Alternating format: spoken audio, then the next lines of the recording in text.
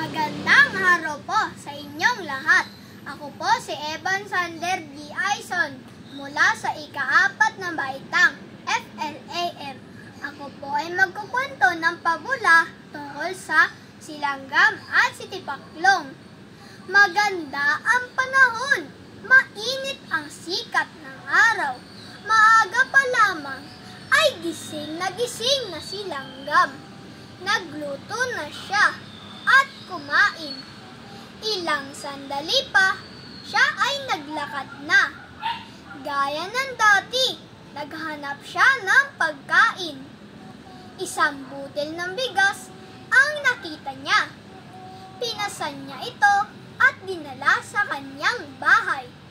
Nakita siya ni Tipaklong. "Magandang araw, kaibigang langgam," wika ni Tipaklong. "Kay bigat ng iyong dala. Wala ka nang ginawa, kundi naghanap at mag-ipon ng pagkain." "Oo nga, kaibigan Tipaklong," sagot ni Langgam. "Habang maganda ang panahon, ako ay naghahanap ng pagkain." "Tumulad ka sa akin, kaibigang Langgam," wika ni Tipaklong. "Habang maganda ang panahon, tayo ay magsaya. Halika, tayo ay lumukso at kumanta, la la la la." "Ikaw na lang, kaibigan Tipaklong," sagot ni Langgam. "Habang maganda ang panahon, ako ay naghahanap ng pagkain at iipunin ko ito para may makakain pag sumama ang panahon." Nakalipas ng maraming araw, dumating na ang tag-ulan.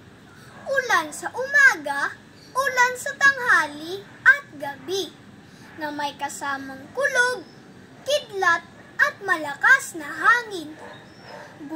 Ginaw na ginaw at gutom na gutom ang kaawang-awang Tipaklong.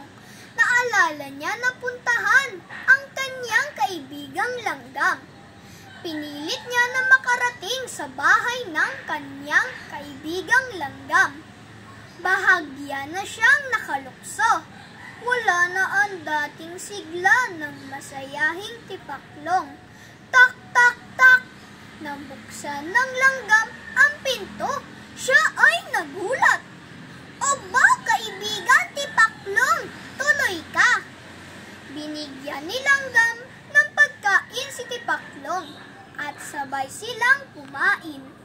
"Salamat, kaibigan Langgam.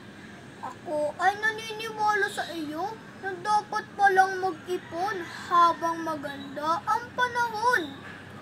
Mula noon, nagbago na si Tipaklong.